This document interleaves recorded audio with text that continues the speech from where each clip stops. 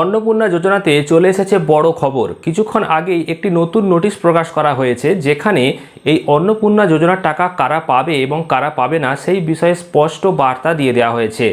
আপনার বাড়িতে যদি সরকারি চাকরিজীবী কেউ হয়ে থাকেন, অর্থাৎ আপনি যদি আবেদন করেন এবং আপনি যদি একজন মহিলা হয়ে থাকেন, সেক্ষেত্রে আপনার স্বামী বা আপনার পরিবারের অন্য কেউ যদি সরকারি চাকরি করে, সেক্ষেত্রে কি আপনি টাকা পাবেন?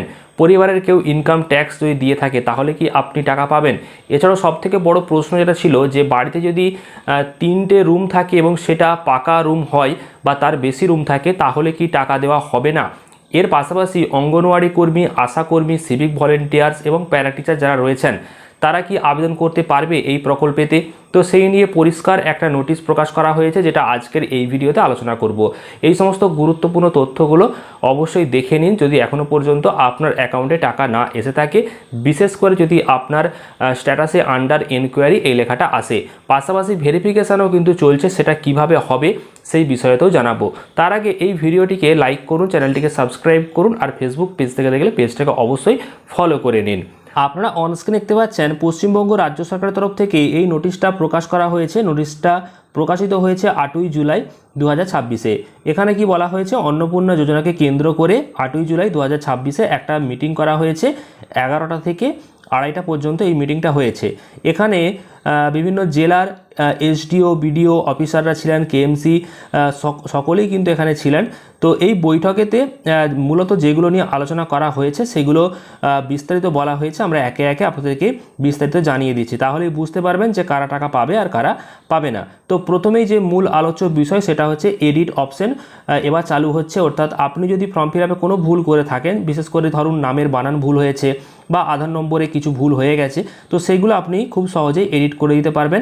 তবে হ্যাঁ, আপনি করতে পারবেন না, এটা শুধুমাত্র করতে পারবেন তারাই কারা না এনকোয়ারি অফিসার যিনি থাকবেন, উনি এই কাজটা করতে পারবেন। অর্থাৎ যিনি ভেরিফাই করতে আসবেন বা ভেরিফাই করবেন, তো ওনাদের কাছে এই এডিট অপশানটা থাকবে। তো ওনারা এইগুলো ভুলগুলোকে সংশোধন করে দেবেন।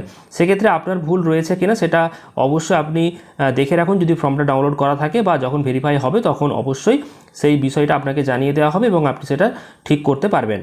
এরপর দেখুন, আরও একটা বলা হয়েছে দ্বিতীয় পয়েন্টে, যে যদি কোনো আবেদনকারীর কোনো তথ্যে যদি ভুল দেওয়া থাকে, বিশেষ করে কোনো মিথ্যা তথ্য দিয়েছে, যেমন তিনি সরকারি চাকরি করেন বা এই সমস্ত বিষয়গুলো, তো সেক্ষেত্রে অন স্পট ওনার নাম কিন্তু রিজেক্ট করা হবে, এমনটা বলা হয়েছে।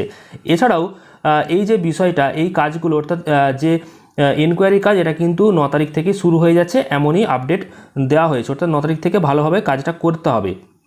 এর পাশাপাশি সবথেকে গুরুত্বপূর্ণ যে বিষয়, যে যারা অঙ্গনওয়াড়ি কর্মী রয়েছে বা তার পাশাপাশি আশা কর্মী রয়েছেন, সিভিক ভলেন্টিয়ার রয়েছেন, এছাড়াও প্যারা টিচার যারা আছেন, তারা কি এই প্রকল্পের জন্য যোগ্য? তো এই প্রশ্নেতে পরিষ্কার উত্তর দেওয়া হয়েছে যে ওনাদেরকে আপাতত এই প্রকল্পের আওতাতে নিয়ে আসা হচ্ছে না, ওনাদেরকে অন্নপূর্ণা যোজনার জন্য যোগ্য হিসেবে বিবেচনা করা হচ্ছে না। তার কারণটা হচ্ছে, যেহেতু ওনারা সরকারি একটা দপ্তরেই কাজ করছেন এবং সরকারের তরফ থেকে প্রতি মাসে মাসে একটা বেতন পাচ্ছেন, সেহেতু ওনারা এই প্রকল্পের জন্য যোগ্য নন।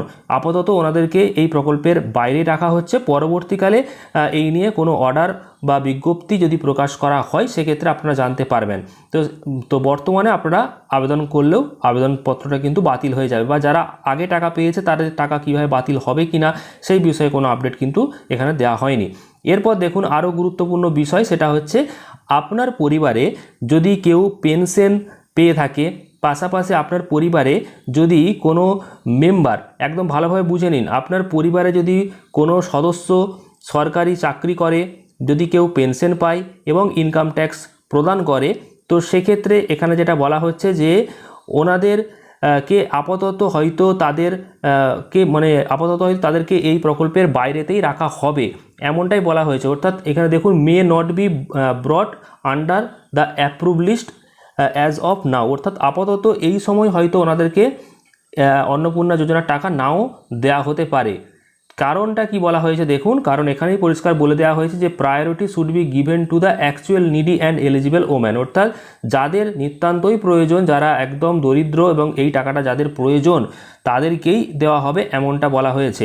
তবে হ্যাঁ, পরবর্তীকালে যে তাদেরকে দেওয়া হবে না এমনটা নয়, কারণ আগের নোটিশে বলেই দেওয়া হয়েছিল যে যিনি আবেদন করছেন তিনি সরকারি চাকরি যদি করেন পাবেন না, তিনি যদি ইনকাম ট্যাক্স প্রদান করেন তাহলে পাবেন না। কিন্তু এখানে যেটা বলা হচ্ছে যে পরিবারের যদি কেউ সরকারি চাকরি করে, পরিবারের যদি কেউ পেনশন পায়, পরিবারের যদি কেউ ইনকাম ট্যাক্স প্রদান করেন, তো সেক্ষেত্রে সেই বাড়ির মহিলা আবেদন করতে পারবেন না। তো এই বিষয়টা নিয়ে হয়তো পরবর্তীকালে ভাবনা চিন্তা রাজ্য সরকার করবে।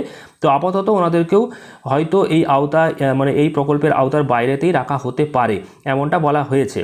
এর পাশাপাশি আরও গুরুত্বপূর্ণ যে বিষয় সেটা হচ্ছে যে অনেকেই প্রশ্ন করেছেন বা এই কদিনে এই বিষয়টা নিয়ে অনেকেই চর্চা করেছেন, সেটা হচ্ছে এই জিএসটি যদি আপনাদের বাড়িতে কেউ নাম্বার থাকে কারোর, সেহেতু নামটা হয়তো বাদ যেত। তার পাশাপাশি 3টে বা তার বেশি পাকা রুম রয়েছে, সেই কারণে নাম বাদ গেছে, এবং 50 ডেসিমেলের ওপরে জমি রয়েছে, সেক্ষেত্রে নাম বাদ গেছে। কিন্তু এই প্রশ্নের উত্তরে জানিয়ে দেওয়া হয়েছে স্পষ্ট যে এই বিষয়গুলো আপাতত দেখা হচ্ছে না। গত 19শে মে 19/5/2026 যে নোটিফিকেশানটা প্রকাশ করা হয়েছিল, সেই নোটিফিকেশানে যে শর্তগুলো বলা আছে সেই শর্ত অনুযায়ী ভেরিফিকেশান করতে হবে। তার মানে কি, সেই নোটিফিকেশানে বলা হয়েছিল 25 থেকে 60-এর মধ্যে বয়স হতে হবে, সরকারি চাকরি করা চলবে না যিনি আবেদন করছেন, এবং যিনি আবেদন করছেন তিনি মানে ওনাকে ইনকাম ট্যাক্সও পে করা চলবে না, এর পাশাপাশি এসআইয়ের নাম বাদ গেলে হবে না। তো সেই যে বিষয়গুলো ছিল সেই শর্তই রাখা হয়েছে, অর্থাৎ 3 কামরা বা তার বেশি পাকা রুম থাকলে যে আপনি পাবেন না, বা 50 ডেসিমেলের বেশি জমি থাকলে যে আপনি পাবেন না, পাশাপাশি আপনার বাড়িতে যদি জিএসটি নম্বর থাকে কারোর, তাও সেক্ষেত্রে যে আপনি পাবেন না এমনটা কিন্তু নয়। তো এর পাশাপাশি আরও যেটা বলা হচ্ছে যে অনস্পট যে ভেরিফিকেশান হবে, তো সেই ভেরিফিকেশানে কোনো কপিকে স্ক্যান করে আপলোড করতে হবে না, কারণ এইটা আপলোড করতে গেলে অনেকটা মানে লেন্দি প্রসেস হয়ে যাচ্ছে, অনেকটা বেশি টাইম লেগে যাচ্ছে। তো সেক্ষেত্রে কোনো কাগজ আপলোড করতে হচ্ছে না। এই কাজে কারা সহায়তা করতে পারে না, এই কাজেতে পরিষ্কার দেওয়া রয়েছে আশা কর্মী, আইসিডিএস কর্মী, এর পাশাপাশি যদি কোনো বিএলও ওনারা যদি ইচ্ছুক থাকেন, সেক্ষেত্রে ওনারা এই কাজেতে মানে তারা এই এনকোয়ারির কাজেতে আসতে পারে, এবং তাদের যে বেতন সেই বেতন নিয়ে পরবর্তীকালে একটা আলোচনা হবে এবং রাজ্য সরকার ওনাদেরকে সেই বেতন দিয়ে দেবে। তো সেই বিষয়টা এখানে বলা হয়েছে। এর পাশাপাশি অফলাইনে যারা আবেদন করেছিল তারা অনেকেই স্ট্যাটাস চেক করার জন্য বিডিও অফিসে যাচ্ছে, কিন্তু স্ট্যাটাস চেক করতে পারছে না। তো তাদেরও স্ট্যাটাস যাতে চেক করা যায় সেই ব্যবস্থা নিতে বলা হয়েছে, এবং খুব শীঘ্রই আপনারাও স্ট্যাটাস চেক করতে পারবেন যারা অফলাইনে আবেদন করেছেন। এর পাশাপাশি আরও যে গুরুত্বপূর্ণ বিষয়গুলো রয়েছে সেটা হচ্ছে যে যাদের পেমেন্ট ফেল রয়েছে, সেক্ষেত্রে তাদের পেমেন্ট কেন ফেল হয়েছে সেই বিষয়টাকেও খতিয়ে দেখতে হবে, এবং তারা যাতে টাকা পায় তার সুব্যবস্থা করতে হবে, এমনই নির্দেশিকা দেওয়া হয়েছে। এছাড়াও প্রতিদিন কেমন কাজ হচ্ছে সেই কাজের সম্পর্কে প্রত্যেকটা দিন কিন্তু গুগল মিটে একটা করে মিটিংয়ের ব্যবস্থাও করা হয়েছে রাজ্য সরকারের তরফ থেকে, অর্থাৎ বিভিন্ন ব্লকেতে কীরকম কাজ এগিয়ে যাচ্ছে সেই রিপোর্ট এবার পাঠাতে হবে রাজ্য সরকারকে। এছাড়াও বিডিও অফিস, পঞ্চায়েতে হেল্প ডেস্ক অর্থাৎ একটা সহায়তা কেন্দ্র চালু হবে, যেখান থেকে সাধারণ মানুষ তাদের যে সমস্যা এই অন্নপূর্ণা যোজনা সংক্রান্ত সেই সমস্যা তারা জানাবে, তাদের স্ট্যাটাস বর্তমানে কোন পর্যায়ে রয়েছে সেই বিষয়ে তারা জানতে পারবে। এছাড়াও খুবই গুরুত্বপূর্ণ আপডেট আপনারা দেখুন, যারা গত 30শে জুনের মধ্যে আবেদন করেছিল অনলাইনে বা অফলাইনে, তাদের সমস্ত ভেরিফিকেশান কমপ্লিট করতে হবে 10 তারিখের মধ্যে, অর্থাৎ 10ই জুলাই 2026-এর মধ্যে সমস্ত প্রক্রিয়া সম্পন্ন করে তারা যাতে টাকা পায় সেই ব্যবস্থা করে দিতে হবে, এই নোটিশে তেমনটাই বলা হয়েছে। এছাড়াও যারা অফলাইনে ফর্ম জমা করেছিল তাদের সমস্ত ফর্মগুলো 10 তারিখের মধ্যেই ডিজিটালাইজ করতে হবে, অর্থাৎ তাদের নাম এন্ট্রি করে দিতে হবে পোর্টালে, এবং তারা যাতে এই জুলাই মাসে টাকাটা পায় এবং তারা যাতে যোগ্য হয় সেই ব্যবস্থা এখানে করতে হবে। অর্থাৎ জুলাই মাসে যে আপনি টাকা পাবেন এটা কিন্তু পরিষ্কার বোঝা যাচ্ছে যদি সমস্ত কিছু ঠিকঠাক থাকে। এবার ভেরিফিকেশান কীভাবে হচ্ছে সেই সম্পর্কে যদি আপনাদেরকে জানায়, আপনাদের বিভিন্ন জায়গাতে দেখবেন ভেরিফিকেশানের জন্য বাড়িতে বাড়িতে বা পাড়াতে পাড়াতে একটা করে ক্যাম্প হচ্ছে, বা বিভিন্ন পৌরসভা পঞ্চায়েতে কিন্তু খবরটা নেবেন একটা করে ভেরিফিকেশানের ক্যাম্প হচ্ছে। তো সেই ক্যাম্পে আপনারা যোগাযোগ করুন এবং যেটা চাওয়া হচ্ছে সেই নথি আপনারা দিন, তাহলেই হয়ে যাবে। তো আপনারা যারা যারা চিন্তা করছিলেন যে 3 কামরার বেশি বাড়ি থাকলে হয়তো টাকা দেবে না, বা 50 ডেসিমেলের ওপরে জমি থাকলে দেবে না, তেমনটা কিন্তু হচ্ছে না। তবে বাড়িতে যদি কেউ সরকারি চাকরি করে, কেউ যদি পেনশন পায় এবং ইনকাম ট্যাক্স কেউ যদি প্রদান করে, সেক্ষেত্রে হয়তো আপনার নামটা নাও আসতে পারে এই প্রকল্পের আওতাতে। আর আপাতত অঙ্গনওয়াড়ি কর্মী, আশাকর্মী এবং সিভিক ভলেন্টিয়ার্স এবং প্যারা টিচার ওনাদেরকেও এই প্রকল্পের আওতার মধ্যে আনা হচ্ছে না, পরবর্তীকালে হয়তো চিন্তাভাবনা করা হবে। তো এটাই হচ্ছে লেটেস্ট আপডেট। এছাড়াও এডিট অপশনও ওপেন হয়ে গেছে, যদি কোনো ভুল ভ্রান্তি থাকে সেটা এডিটও করে দেবে এনকোয়ারি অফিসাররা। তো এই নিয়ে আপডেটটা আপনাদেরকে জানিয়ে দিলাম। এর বাইরে যদি কোনো প্রশ্ন থাকে অবশ্যই কমেন্টে জানিয়ে দেবেন। ভিডিওটা প্রচুর পরিমাণে শেয়ার করে দিন যাতে সকলেই জানতে পারে, আর অবশ্যই চ্যানেলটিকে সাবস্ক্রাইব করুন। ফেসবুক থেকে দেখলে পেজটাকে ফলো করে নিন। ধন্যবাদ।